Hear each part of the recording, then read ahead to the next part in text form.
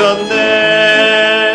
주의 피 다 쏟아내시고 무덤에 묻히신 만큼 주님 날 사랑하셨네.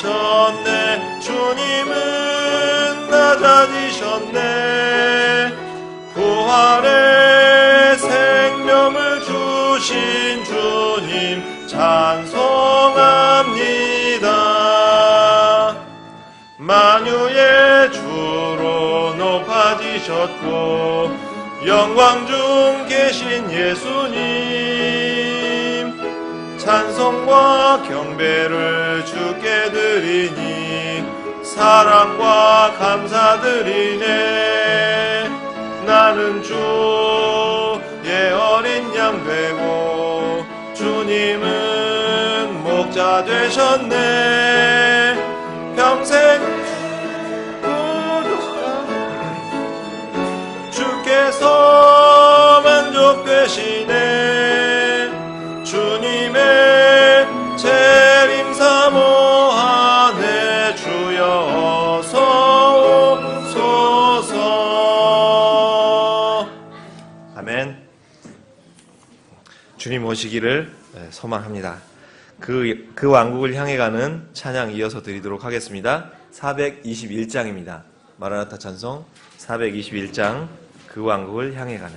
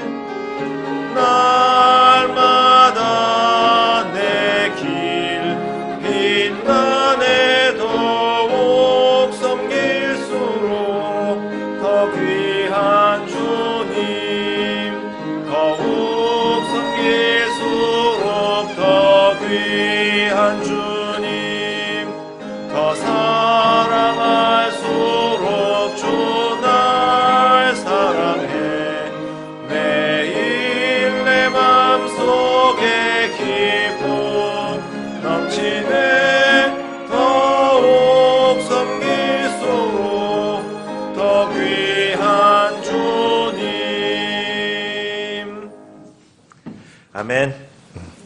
이 세상 잠시 살아가는 동안 주님 섬길 수 있는 기회 주셔서 감사드리고요.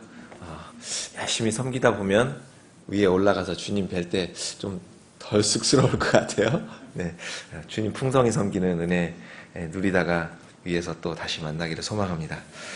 111장 찬양 드린 후에 다음 예배 순서 진행하도록 하겠습니다. 사람들은 알지 못해도 111장입니다.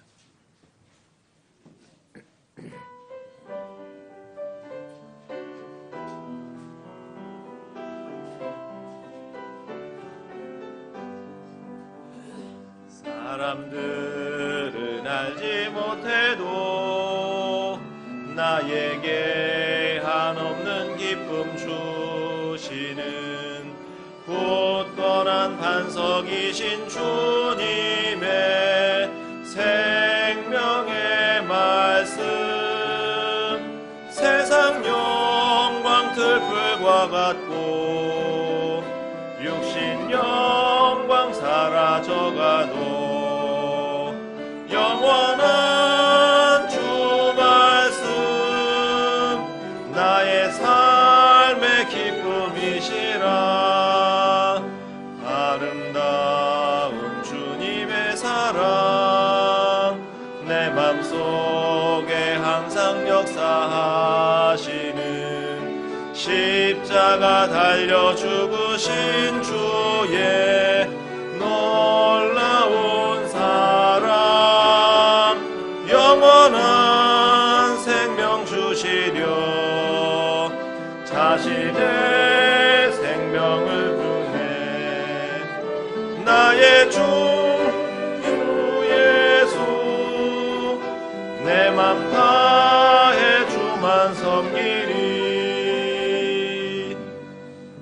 아멘.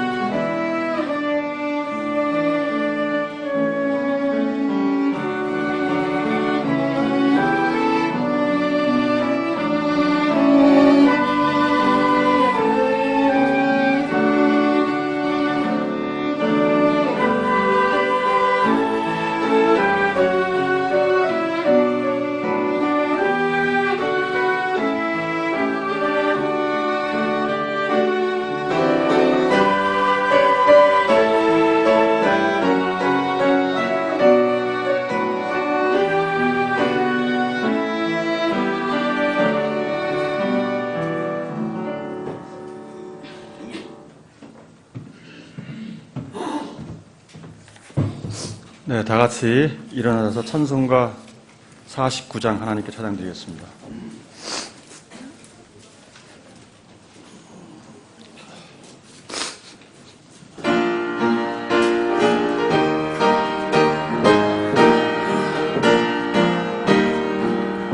참 즐거운 노래를 높이 불러서 이 세상 사는 동안 주 찬양하겠네. 축복의 산에 올라 멀리 바라보리. 나 건너갈 요단강 뚜렷이 보이네. 참 아름다운 노래 늘 높이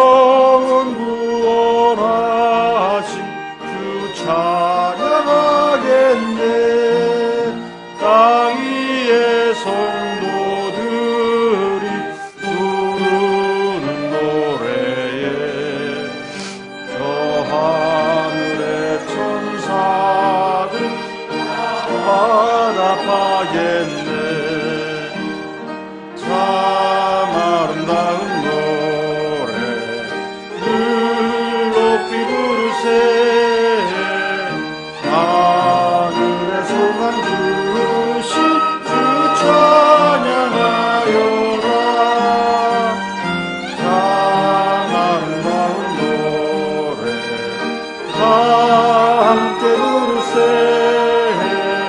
하늘의 기쁨 주신 주 찬양하여라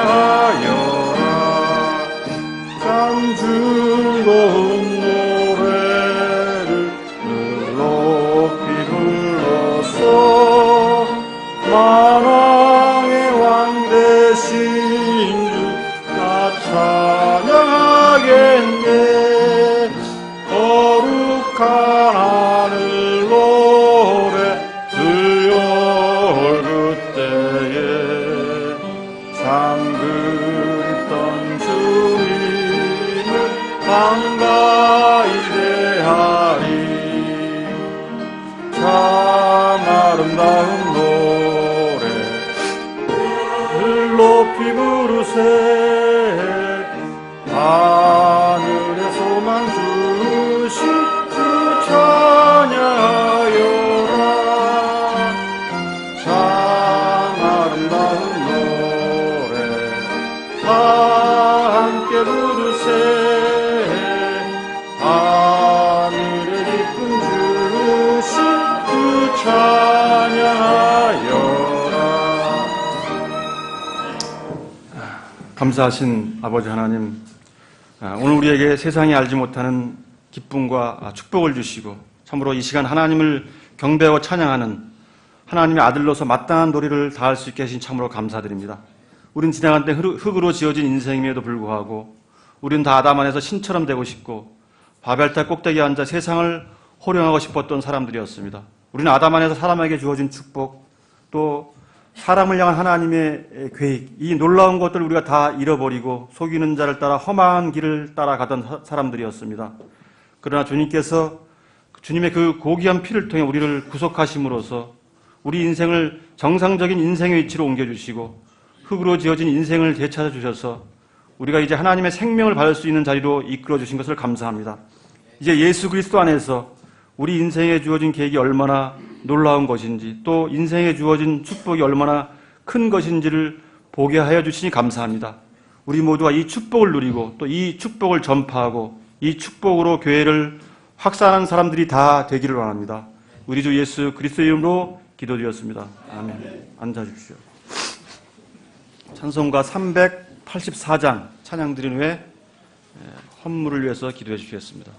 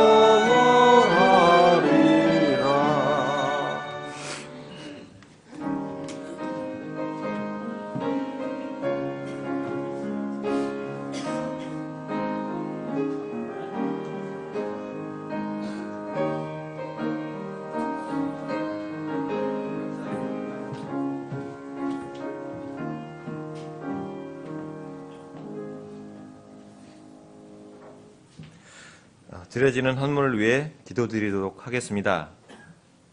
그러므로 우리 하나님이여, 이제 우리가 주께 감사하며 주의 영화로운 이름을 찬양하나이다. 그러나 나는 누구며 내 백성은 무엇이기에 우리가 이런 식으로 이렇게 자원하여 드릴 힘이 있겠나이까? 모든 것이 주께로부터 나왔사오니 우리가 주의 것에서 주께 드렸을 뿐이니이다. 아멘. 아버지 하나님, 주께서 주신 물질 주께로 자원하여 드립니다. 자원하여 드릴 수 있는 이러한 믿음 또한 주님의 은혜로 허락하여 주심을 감사드리고 찬양드립니다. 우리가 이 땅에 사는 동안 주님의 사랑과 그 구원의 큰 은혜를 받았사오니 그것들을 모르는 모든 세상 사람들에게 그러한 것들을 전하는 삶을 온전히 잘 감당할 수 있도록 우리에게 힘 주시고 우리 교회가 주님의 몸으로서의 그러한 일들을 잘 감당할 수 있도록 주님 함께하여 주시옵소서. 물질을 드릴 때에 주께서 주신 것이오니 주의 방법대로 그러한 것들을 취하여 주께 드릴 수 있도록 삶에 있어서 항상 거룩한 말씀에 따라 살 수 있도록 주님 인도하여 주시옵소서. 예배의 시작과 끝을 주님께 의탁드리고 모든 영광 주님께 돌려드립니다. 주 예수 그리스도의 이름으로 기도드립니다. 아멘.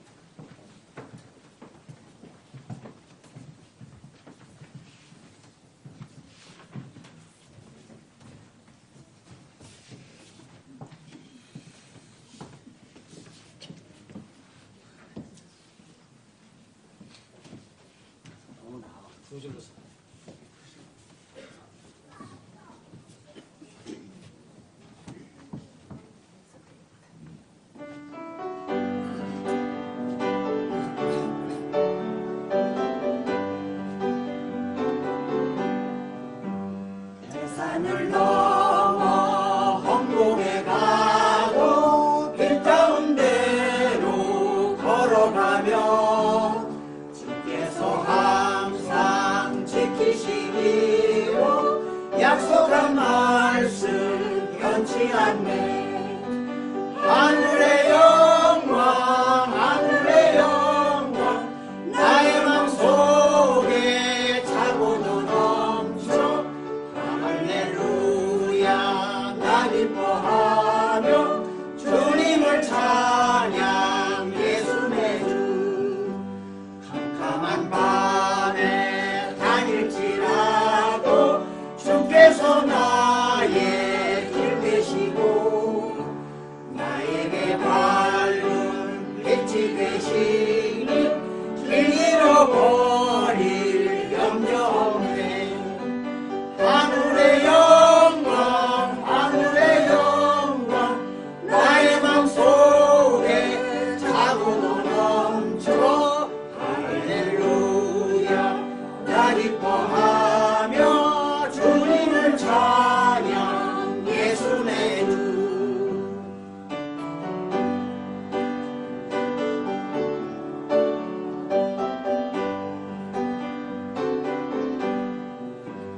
황명한 그길 마을의 바다 명랑한 천국 바라보고 할렐루야를 힘차게 불러 날마다 빛에 걸어가리. 하늘의 영광 하늘의 영광 나의 맘속에 차고도 넘쳐 할렐루야 나 기뻐하며 주님을 찬양 예수 내 주.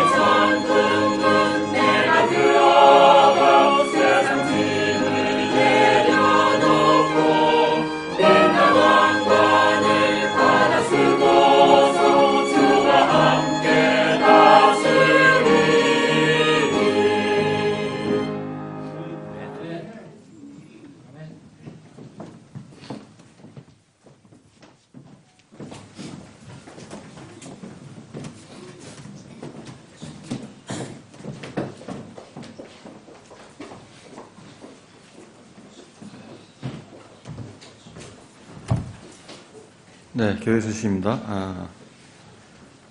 1번입니다. 봄이 오고 있습니다. 우리 교회의 복음 전도 사역이 활발하게 이룰 수 있도록 여러분의 기도와 적극 참여를 기대합니다. 2번입니다. 지난주 오후에 하나님의 은혜 가운데 성경 암송 집회를 잘 마쳤습니다. 주일학교가 최고상인 사랑상을 받았습니다. 위에서 참여하신 분과 그 다음에 위에서 수고하신 분에게 다시 한번 교회 이름으로 감사드리고요. 2014년도 상반기 이 성경 암송대회는 7월 둘째 주일 7월 13일에 개최합니다. 3번입니다. 오늘 오후부터는 목사님께서 주제별 시리즈 강해 설교를 시간을 가질 예정입니다. 많이 참석하여서 말씀의 풍성을 누리시기 바랍니다. 4번입니다. 지난주에 조성당 어르신께서 우리 교회 지체로 등록하셨습니다. 다시 한번 교회 이름으로 환영을 합니다. 자, 이번 주 성경 암송 구절입니다. 시작. 주의 은밀한 일이 그분을 두려워하는 자들과 함께하나니 그분께서 자신의 언약을 그들에게 보이시리로다. 시편 25편 14절 말씀.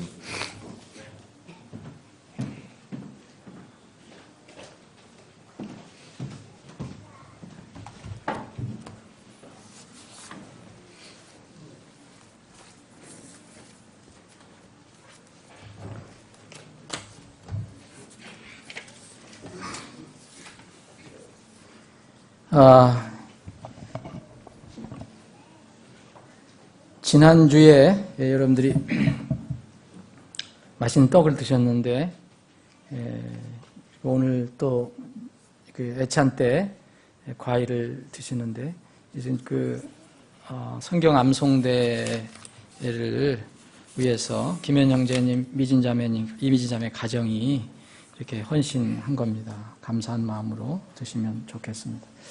오성부 형제님이 오늘 주일 마지막으로 토요일 날 귀국하죠? 귀국이 아니지 참. 귀국은 여기지. 다시 이제 중국 심천 직장으로 다시 돌아갑니다. 이렇게 교제하시기 바랍니다. 지금 광고 드린 것처럼 성경 암송대회가 이렇게 은혜스럽게 잘 진행이 됐습니다. 그러니까 어떤 분은 제일 은혜스러웠다. 우리 성경 암송대회에서 그동안 우리가 성경 암송대회 역사 깊은데 제일 은혜스러웠다. 아마 부담이 많이 줄어서 그런 것 같아. 그래서 어쨌든 참 은혜스럽게 다음에는 여러분들 암송 혹시 안 하셨어도 다 참석하시면 재미있게 같이 들을 수 있습니다. 지난번에 그 통장 암송대회 정말 놀라운 그런 참 은혜스러운 그런 통장 암송대가 있었는데 통장 암송이라는 것은 이게 성경 전체를 이렇게 암송해서 이렇게 하는 거. 그래서 많이 여러분들 은혜를 받으셨는데, 미처 선물을 다 준비를 못 해갖고, 오늘 선물 준비해서 오늘 분배 이렇게 시상해 드리겠습니다. 준비됐어요? 예. 그러면은, 우리, 저기 준비가 됐네. 우리 저기 형제회에서 좀 시상하시죠. 우리 집사님 나오셔서 형제님, 김양춘 어르신 상품 드리시고요. 이의영 어르신 드리시죠, 뭐. 이렇게.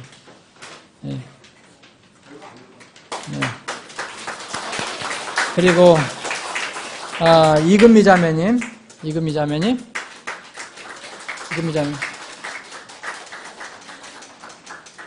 이미진 자매님,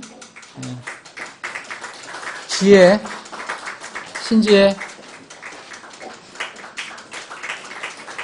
한경옥 자매님, 그리고 김춘근 집사님도 외웠어요.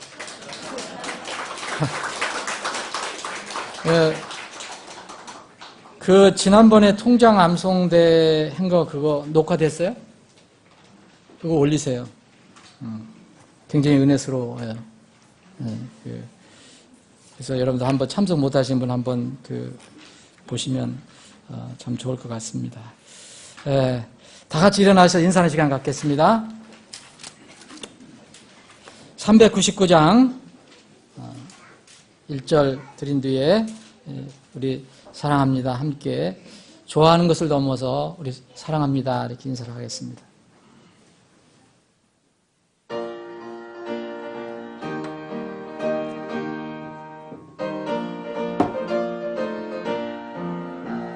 주의 약속하신 말씀 위에서 영원토록 주를 찬송하리라. 소리 높여 그때 영광 돌리며 약속 믿고 그때 서리라. 그때 서리 영원하신 말씀 위에 굳게 서리 굳게 서리 그 말씀 위에 굳게 서리라.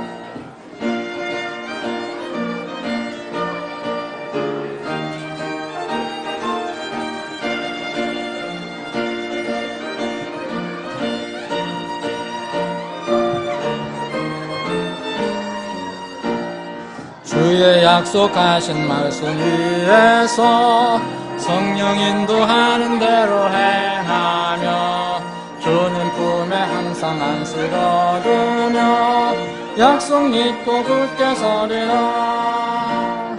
굳게 서리 영원하신 말씀 위에 굳게 서리 굳게 서리 그 말씀 위에 굳게 서리라.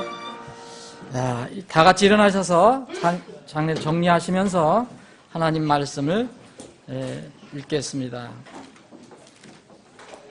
구약성경 사무엘상 13장이 되겠습니다.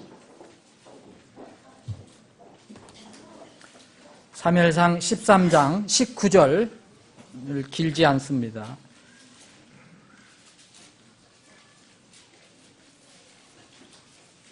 19절부터 23절까지 다 찾으신 줄로 알고 함께 오늘은 한 목소리로 봉독합니다. 사무엘상 13장 19절로부터 23절까지 시작합니다. 이제 이스라엘 온 땅에는 대장장이가 없었으니 이는 블레셋 사람들이 말하기를 히브리 사람들이 자기들을 위해 칼이나 창을 만들까 두렵다 하였기 때문이더라. 온 이스라엘 사람이 각각 자기의 보습이나 날이나 도끼나 곡괭이를 버리려면 사람들에게로 내려갔더니 그들에게는 줄이 있어서 곡괭이와 날과 쇠스랑과 도끼와 가시채를 버리더라. 그러므로 싸우는 날에 사울과 요나단과 함께 있던 백성 중 어느 누구의 손에도 칼이나 창이 없었고 오직 사울과 그의 아들 요나단에게만 있었더라. 블레셋 사람들의 수비대가 나와서 믹마스 통로에 이르렀더라. 아멘.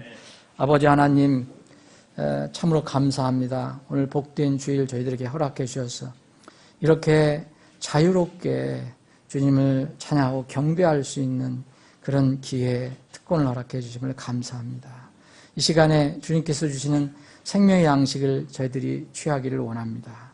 주님께서 우리 모든 가슴을 향해서 필요한 말씀을 선포해 주시옵시고 우리는 겸허히 무릎 꿇고 받을 수 있는 시간이 되게 하여 주옵소서.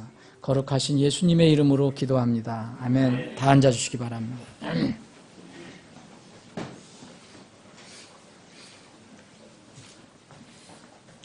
우리가 읽은 이 성경 구절을 조금 더 여러분들에게 이해를 돕기 위해서 그 배경을 조금 말씀드리겠습니다. 지금 이 때는 이스라엘의 첫 왕이 세워진 때입니다. 첫 왕 사울. 이스라엘 백성이 우리도 이방인들처럼 좀 왕이 있었으면 좋겠다.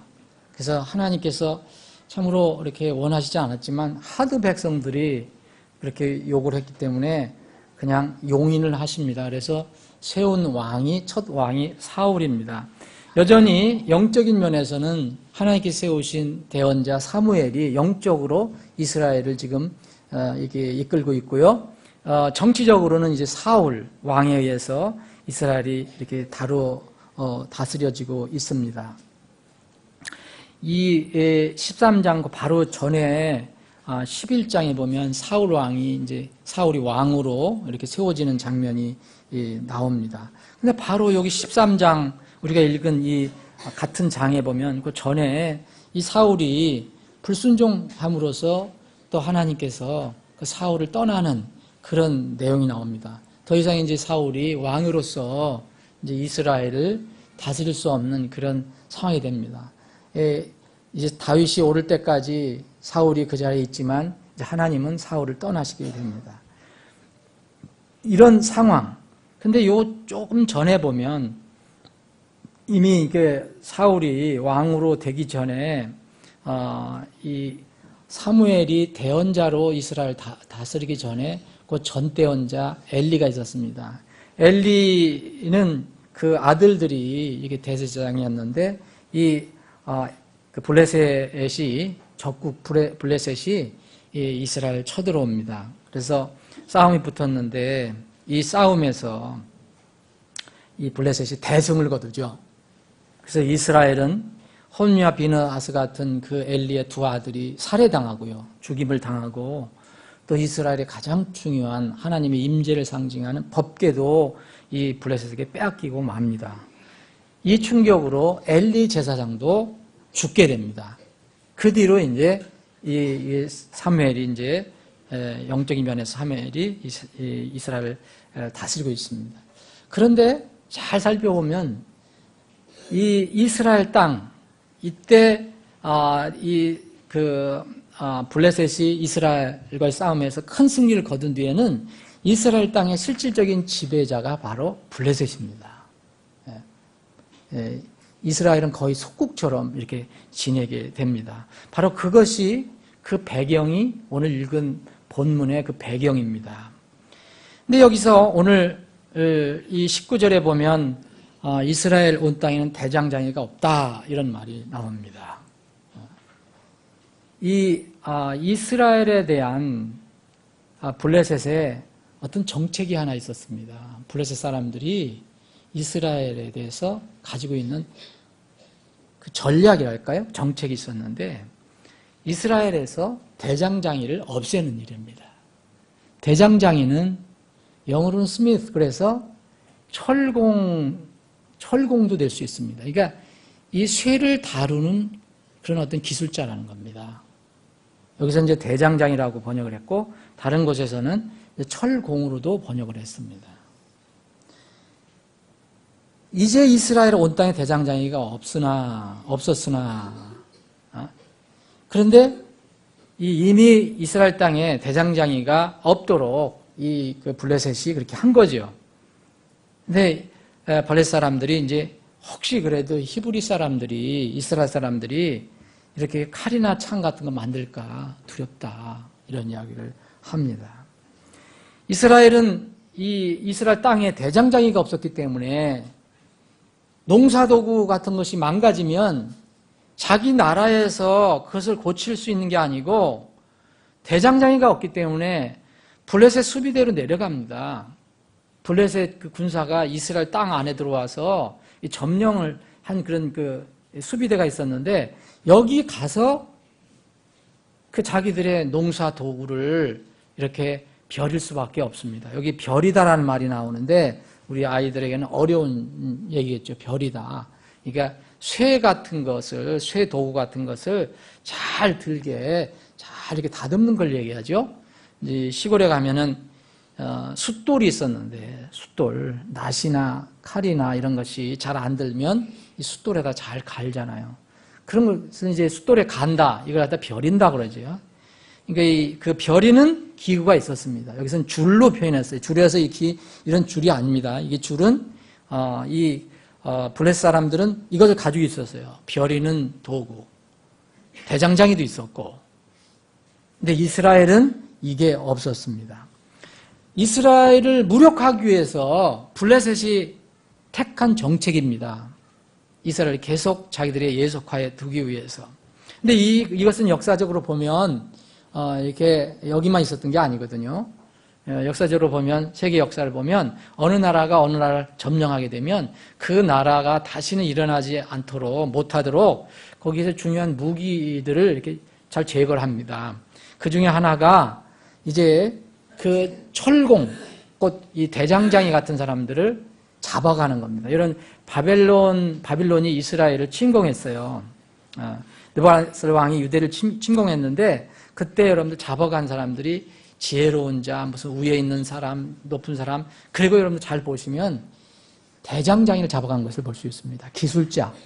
여기 열왕기하 24장 14절에 보면 그것이 나옵니다. 그리고 예레미야 24장 1절하고 29장 2절에 보면 똑같은 대장장, 여기는 철공이라고 번역했는데 이 철공들 잡아갑니다. 이유가 있죠. 이 블레셋 사람들이 이스라엘 전역을 다 다니면서 칼과 창을 회수한 것이 아닙니다. 잘 우리가 생각해 봐야 됩니다.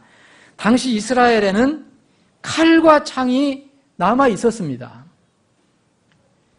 근데 이 블레셋은 이스라엘을 완전히 무장 해제시키지 못했지만 이스라엘이 무기를 새롭게 만들지 못하는 것으로 자기들은 만족을 합니다. 충분하다고 생각했어요. 이유가 있습니다. 무슨 이유일까요? 이스라엘에 혹시 숨겨놓은 무기가 있다 하더라도 블레셋이 전국을 돌아다니면서 이스라엘 땅 전국을 돌아다니면서 그 쇠를 이 무기를 회수한 게 아니기 때문에 이스라엘은 지금 속국이지만 이 남겨놓은 무기가 있었습니다. 그런데 블레셋 사람들은 이제 크게 걱정을 안 했어요. 이유가 있습니다. 이 무기가 곧 녹슬고 무뎌질 것이라 생각을 했습니다. 왜냐하면 이스라엘은 대장장이가 없습니다. 줄이 없어요. 이걸 다 걷어갔어요. 그러니까 그게 있더라도 때가 되면 녹슬고 무뎌져서 별 쓸모가 없다는 것을 알게 됩니다.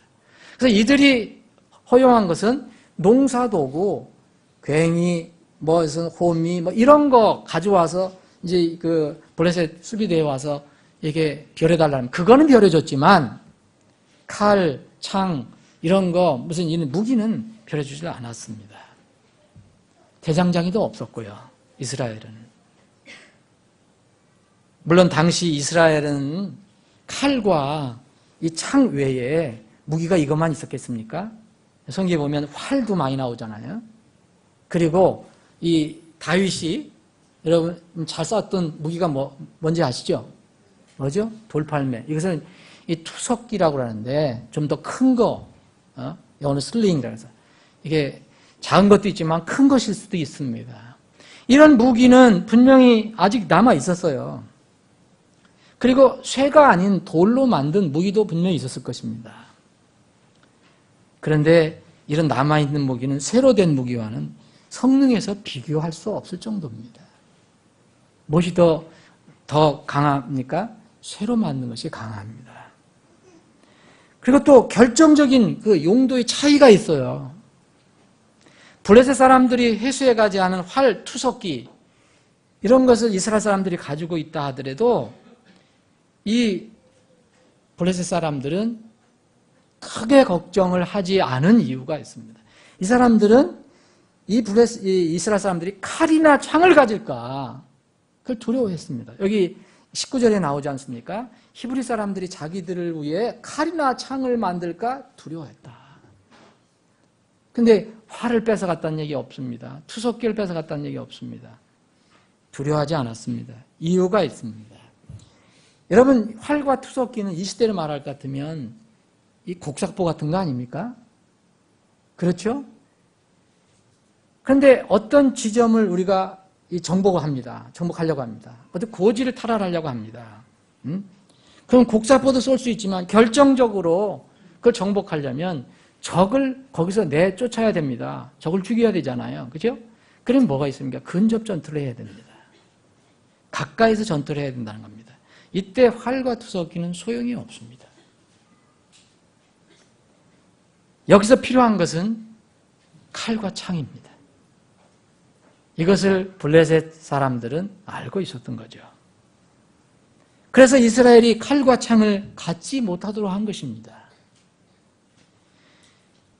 이스라엘 사람들이 다시 칼과 창으로 무장해서 자기들을 대항할까 봐 두려워했습니다. 여기 성경은 사울과 요나단 외에는 이스라엘 백성에는 이러한 칼과 창 같은 무기는 없다라고 얘기합니다. 여러분 22절에 보면 그러므로 싸우는 날에 여러분 굉장히 중요한 말씀입니다. 제 성경에는 이게 붉은 언더라인이 되어 있습니다. 싸우는 날에 사울과 요나단과 함께 있던 백성 중 어느 누구의 손에도 칼이나 창이 없었고 그랬습니다. 그 많은 군사들이 그 많은 백성이 이 칼과 창이 없었습니다. 요나단에게만 있었어요. 사울과 요나단에게만 있어요. 사울은 전투에 나오지도 않습니다. 이것이 바로 이스라엘의 형편이었습니다. 이 사무엘과 사울이 지도자로 있었지만 이스라엘은 실제로 블레셋의 그 지배하에 있었기 때문에 어떤 면으로는 비교적 이렇게 평화를 누리고 있었습니다. 그러니까 무슨 일이 크게 안 일어나니까 그냥 평온스러웠습니다. 그런데 이 평온은 자주적인 평화가 아니었어요. 칼과 창이 박탈되어서 칼과 창이 없기 때문에 블레셋 사람들을 대항할 수 있는 힘이 없는 상태의 평화였습니다. 이것은 뭡니까? 완전 속국, 노예 생활을 비슷한 거죠. 노예가 반항만 안 하면 그냥 노예로서 그냥 평화에 사는 겁니다. 이스라엘은 자신들의 기본 생계인 농사를 짓는 일도 블레셋 사람들에게 의존하는 상황이었어요.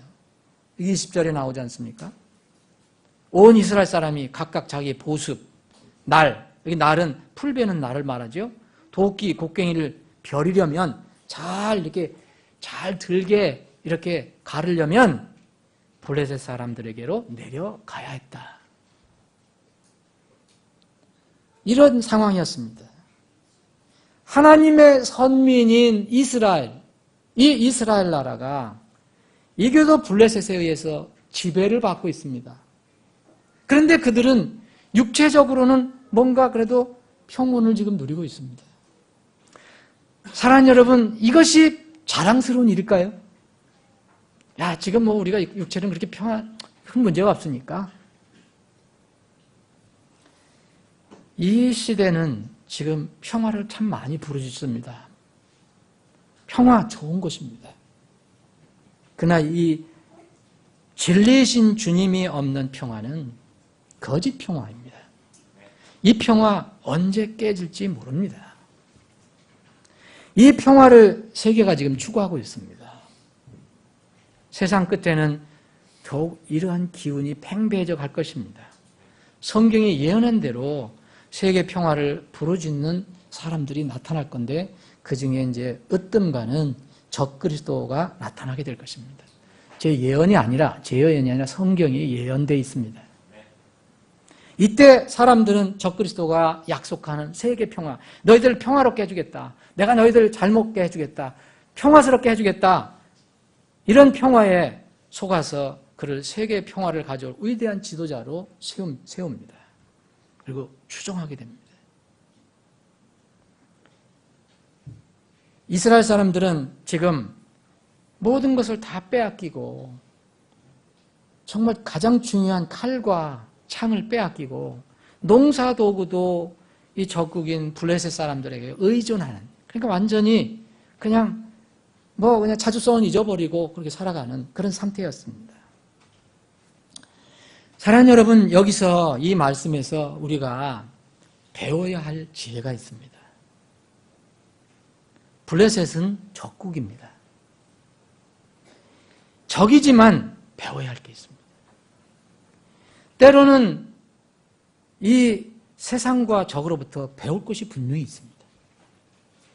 예수님도 그것을 인정하셨습니다. 예수님은 한탄하시면서 이런 말씀하셨어요.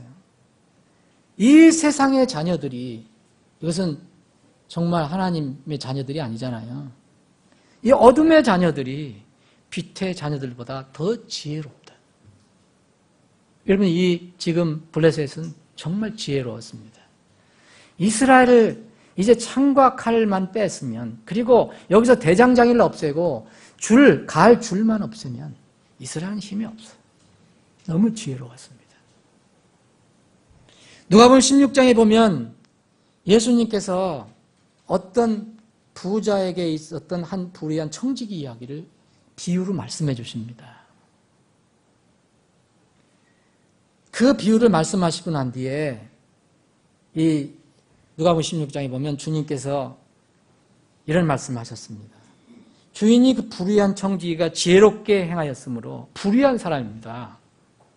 지혜롭게 행했다고 얘기합니다. 그를 칭찬하였으니 이는 이 세상의 자녀들이 자기 세대에서는 빛의 자녀들보다 더 지혜롭기 때문이라. 빛의 자녀들이 이 세상의 자녀들에게 배울 것이 뭐 있습니까? 여러분들 다 빛의 자녀들이심을 믿으십니까?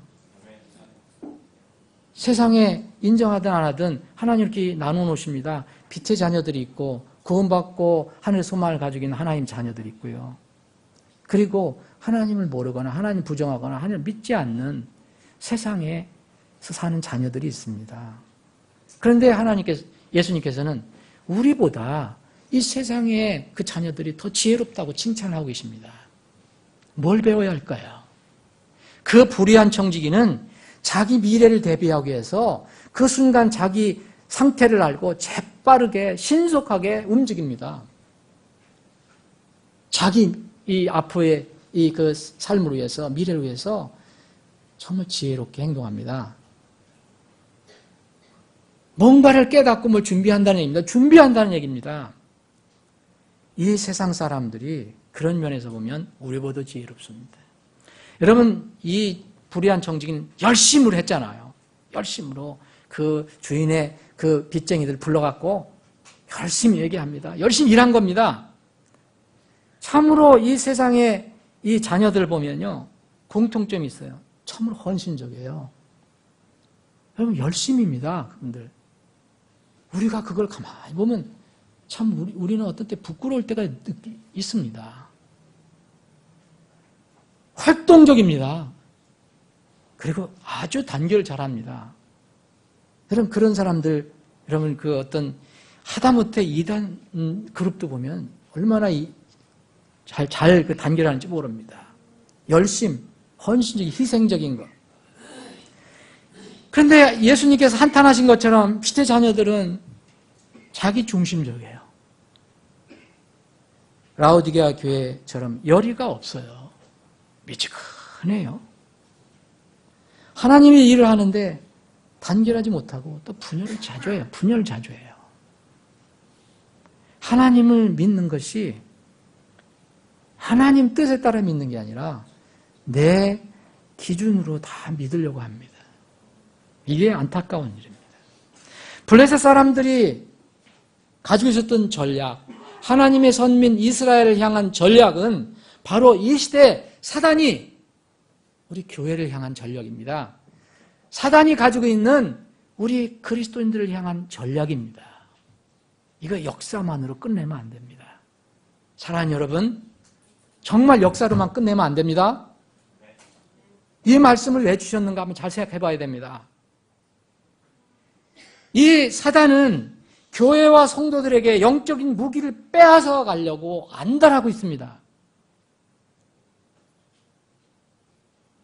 블레셋 사람들이 그렇게 한 것처럼 무기를 만들어낼 수 있는 원천을 없애버리는 겁니다. 블레셋에 의해서 무장이 해제가 됐잖아요, 이스라엘. 마귀도 이 시대의 신자들에게 칼과 창을 빼앗아 가려고 무던 애를 씁니다. 지금 이렇게 살아가는 그리스도인들 적지 않아요.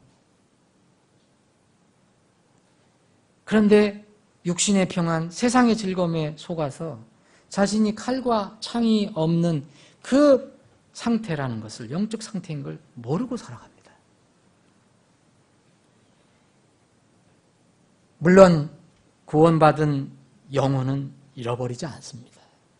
한번 정확하게 구원받으면 그 영혼은 잃어버리지 않습니다. 그런데 하나님의 자녀로서 간증과 능력을 잃어버리고 살아갑니다. 마귀를 대적할 수 있는 힘이 없어요. 세상을 대적할 수 있는 힘이 없습니다. 육신을 대적할 힘이 없어요.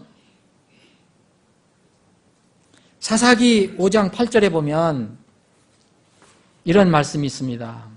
여기도 이 한 절만 제가 봉독해 드리겠습니다. 그들이 새로운 신들을 택하였으므로, 이스라엘 백성이 다른 신이 어디 있습니까? 하나님 외에는 없잖아요. 그러니까 하나님 외에 다른 데 눈을 돌리는 겁니다. 그들이 새로운 신들을 택하였으므로 그때 전쟁이 성문 안에서 있었으나 이스라엘 안에 4만 명 가운데 방패나 창이 보였던가? 창이 없다는 거예요. 여러분, 하나님으로부터 눈을 돌리고 다른 신을 추구하는 거예요. 여기 신은 특별히 다른 어떤 특별한 신만 아니라 하나님 위에 거 다 추구하는 거 신입니다. 그런데 전쟁이 났는데 방패도 보이지 않고 창도 없다는 겁니다. 보이는가? 안 보인다는 얘기입니다. 지금. 하나님을 순종하지 않으면 다른 지배자의 속박을 받아 무기를 잃어버리게 되어 있습니다. 그 무기를 또 만들 원천도 없어요. 이 블레셋 사람들이 이스라엘에게 정말 지혜롭게 사용했던 그 정책, 전략, 지금도 마귀는 우리 그리스도인들에게 그대로 적용하고 있습니다. 그리스도인의 전신갑주가 있다고 바울사도는 이야기합니다. 무기가 있다는 얘기입니다. 전신갑주와 무기가 있습니다. 여기 에베소서 6장을 보시면 6가지 이 전신갑주 무기를 얘기합니다. 진리의 허리에다 진리를 이제 동여매는 거죠. 여기 이 가슴에는 의의 흉갑을 입습니다. 그리고 이 발에는 화평의 복음을 예비한 신을 신어요. 그리고 믿음의 방패를 잡습니다. 그리고 머리에는 구원의 투구를 써야 합니다. 그리고 6번째는 이제 또 한 손에 드는 것이 성령의 검입니다. 에베소 6장에 나옵니다. 이 성령의 검은 하나님의 말씀이라고 설명하고 있습니다. 이 6가지가 완전한 무장이 아닙니다, 여러분. 에베소서를 한번 보시겠습니다. 에베소 6장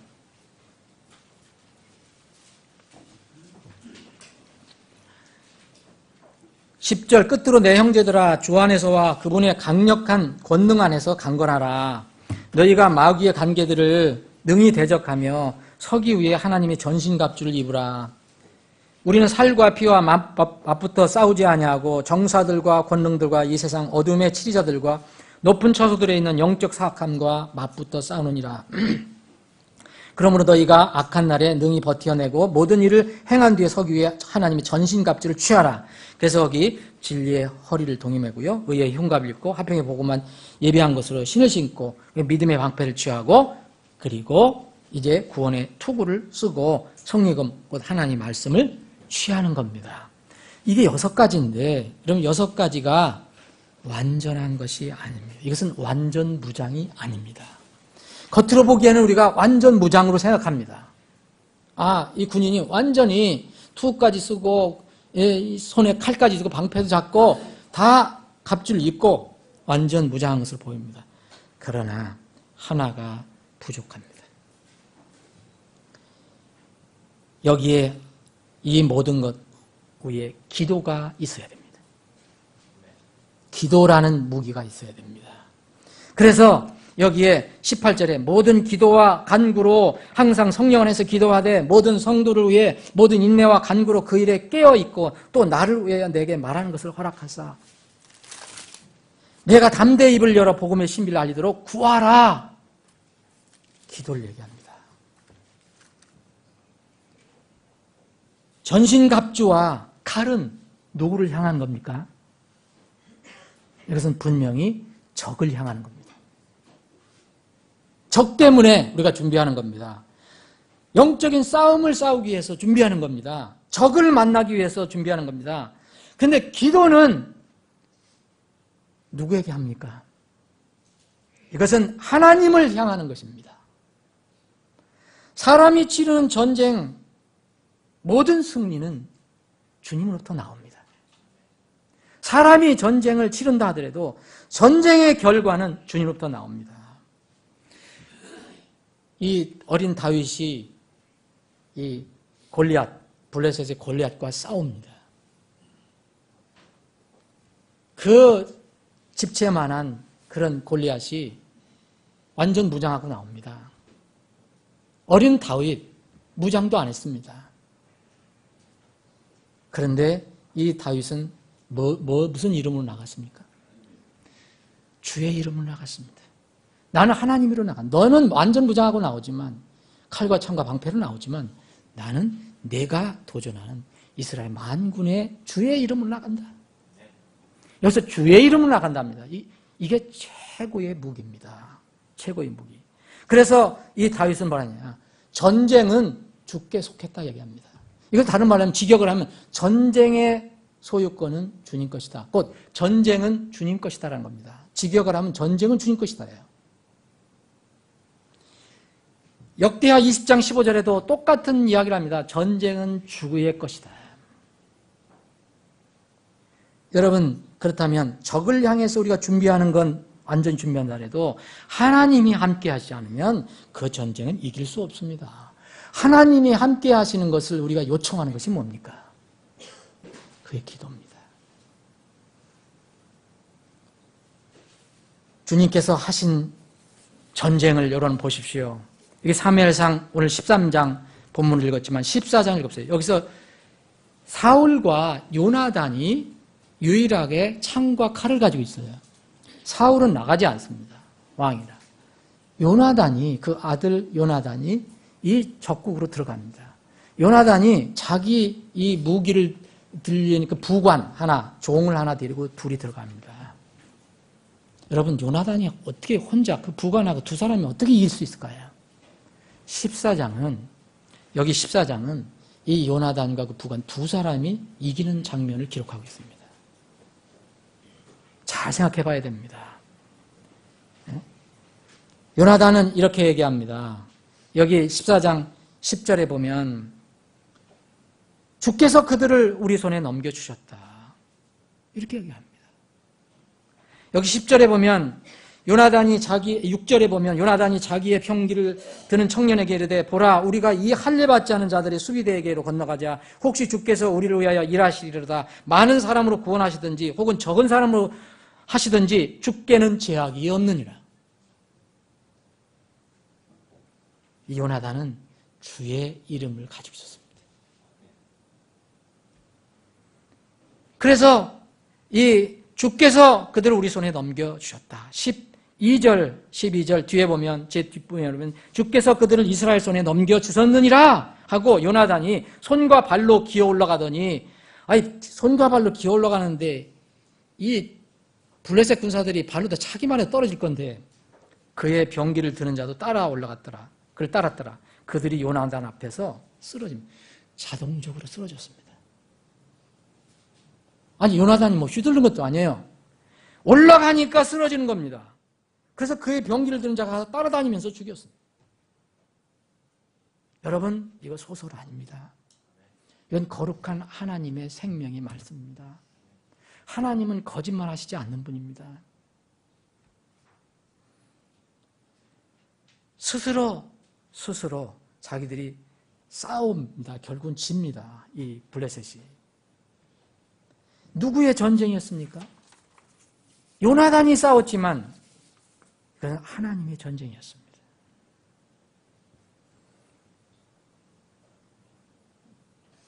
이스라엘이 아주 기세등등해서 처음에 요단강을 건너가서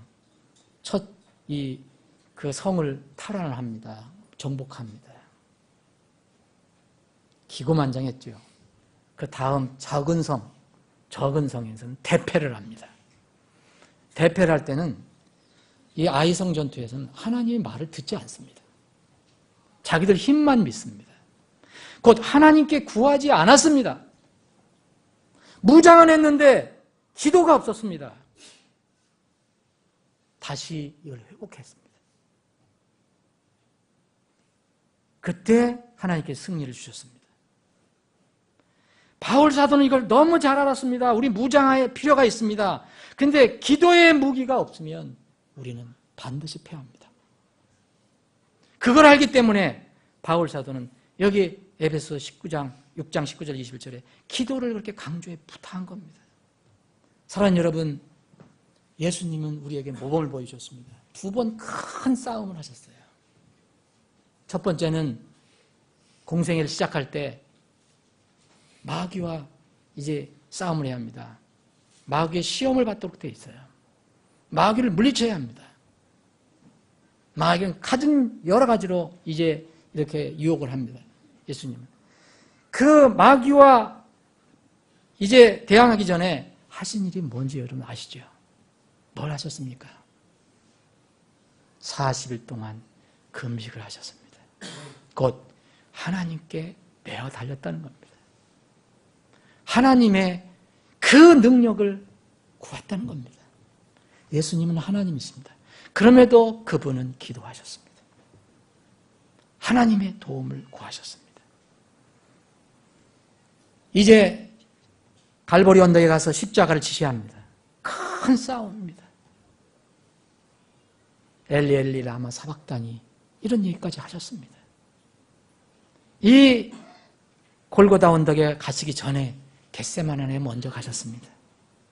겟세마네에 가서 뭐 하셨습니까? 기도를 하신 겁니다. 내가 십자가를 질 수 있는 힘을 구하신 겁니다.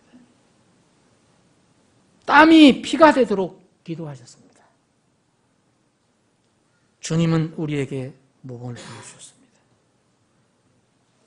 하나님 백성 이스라엘 늘 자신들과 둘러싼 적과 싸워야 했습니다.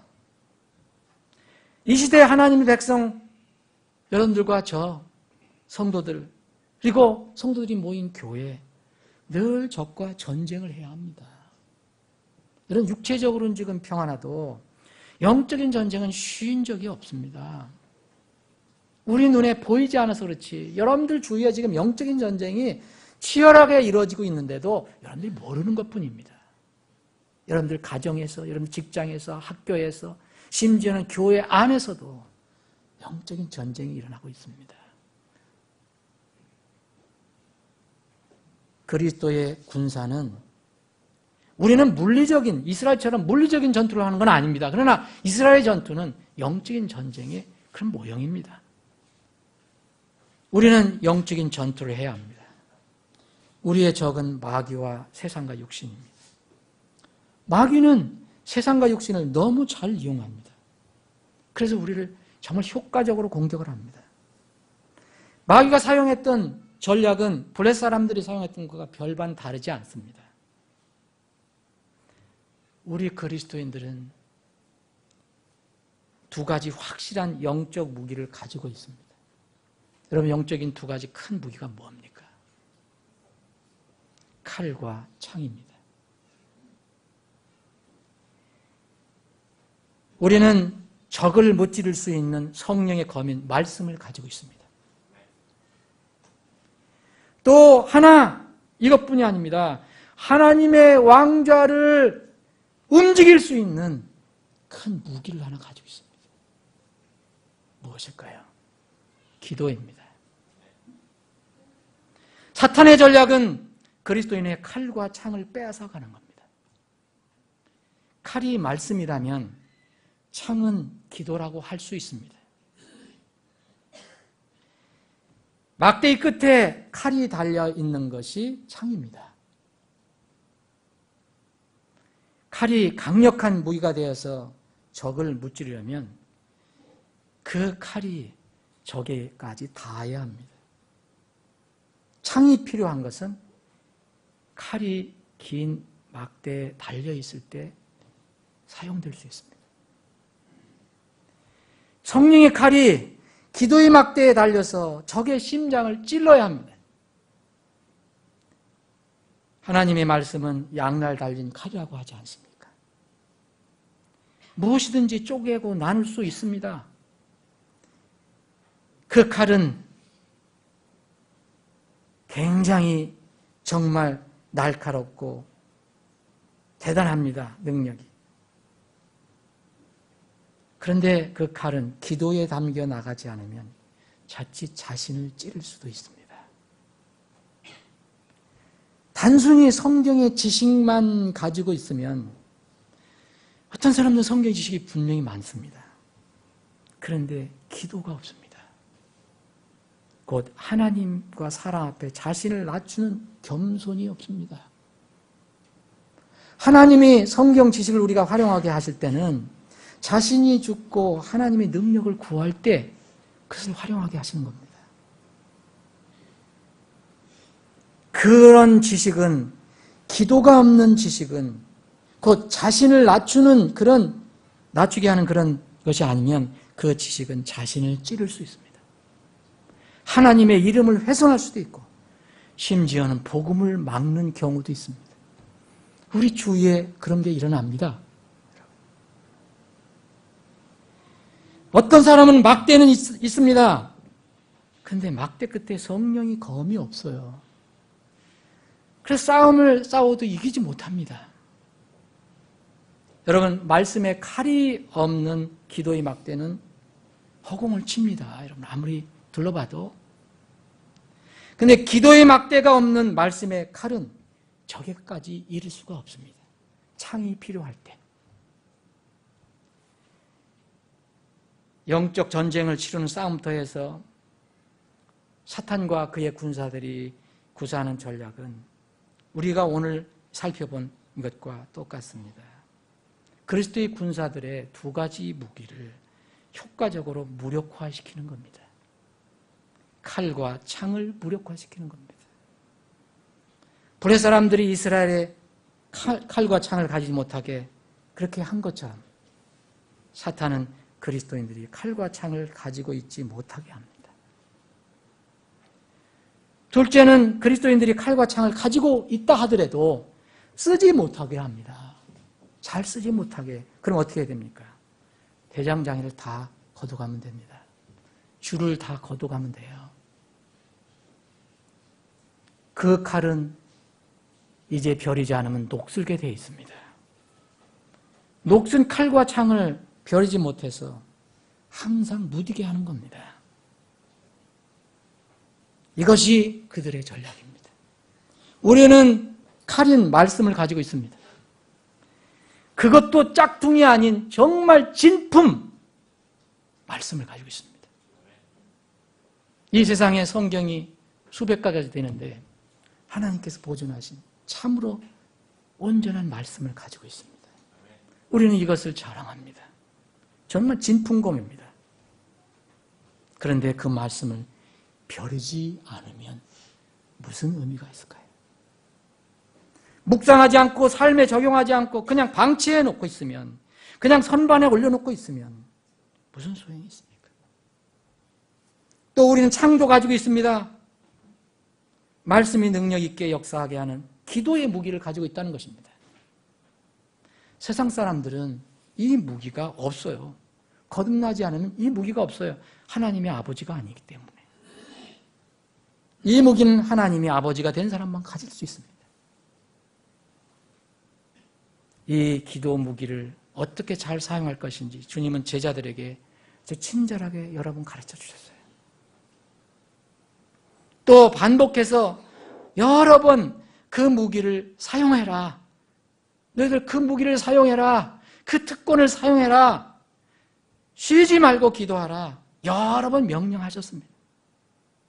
그런데 우리는 그 기도의 무기를 사용하지 않습니다.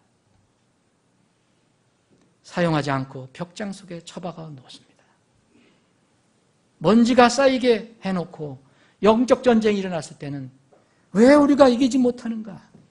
낙심하고 불평하고 낙담합니다. 지금 우리의 말씀의 칼, 우리의 기도의 창이 어떤 상태인가 살펴볼 필요 있습니다. 이미 녹슬어 있는데도 버리지 않고 버려두고 있지는 않은가? 잠언 10장 10절에 이런 말씀이 있습니다.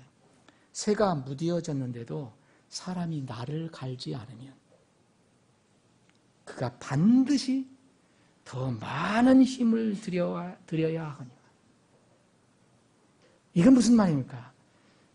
벨 수도 없고 쓸 수도 없는 힘만 들어간다는 겁니다. 말씀을 정리해 보겠습니다. 하나님 자녀의 최대 무기는 말씀입니다.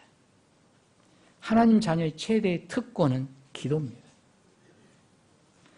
기도는 하나님 말씀이 능력 있게 역사하도록 하는 엔진과 같은 것입니다.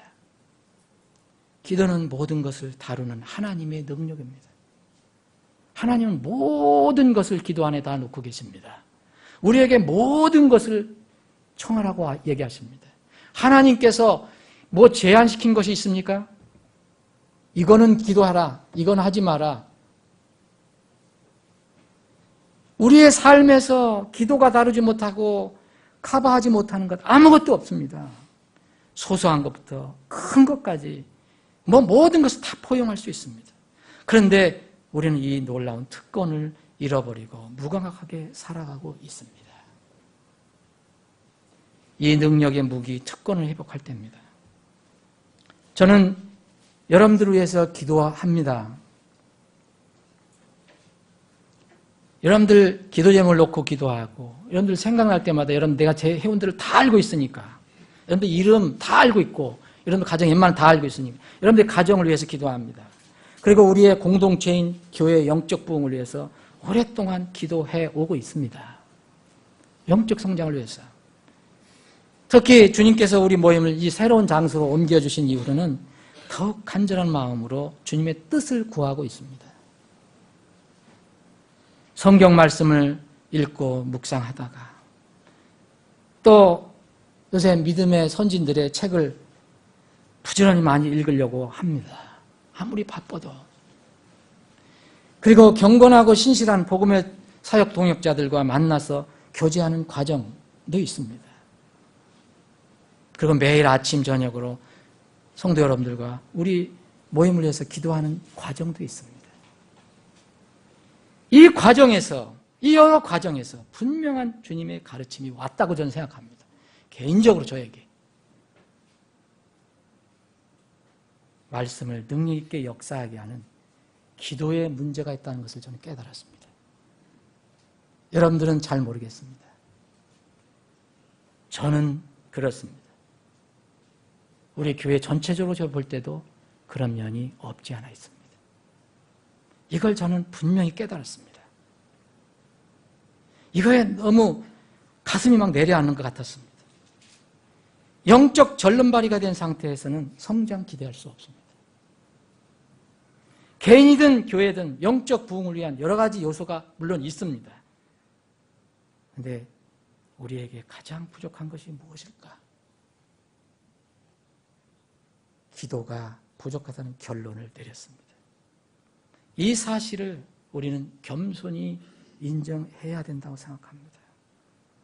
기도는 단순한 요구 청구가 아닙니다.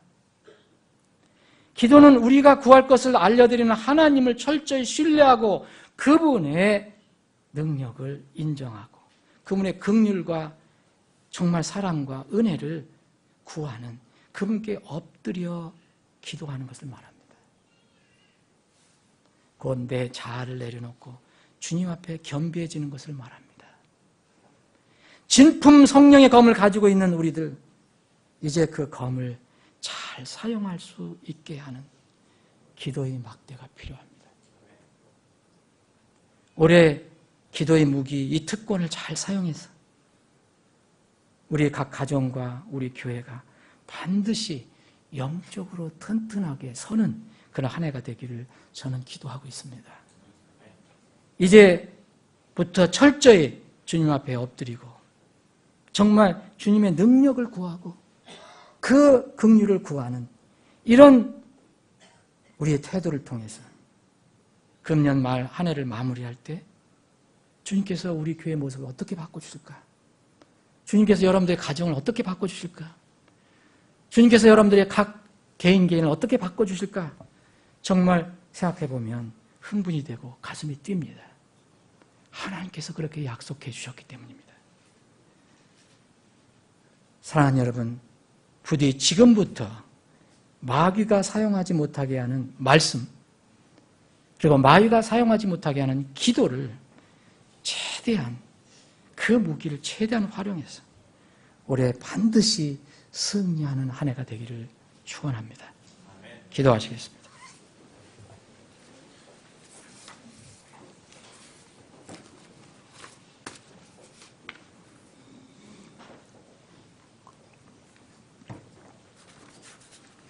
말씀이 있어도 정말 한 마음으로 기도하는 그런 주님께 엎드림이 없으면 그 말씀은 능력이 없습니다. 기도는 하지만 말씀대로 하지 않으면 그것도 의미가 없습니다. 우리는 칼과 창이 필요합니다. 블레셋 사람들이 이스라엘에서 뺏어가고 그것이 다시는 생길까 두려워했다는 그 두 가지 무기,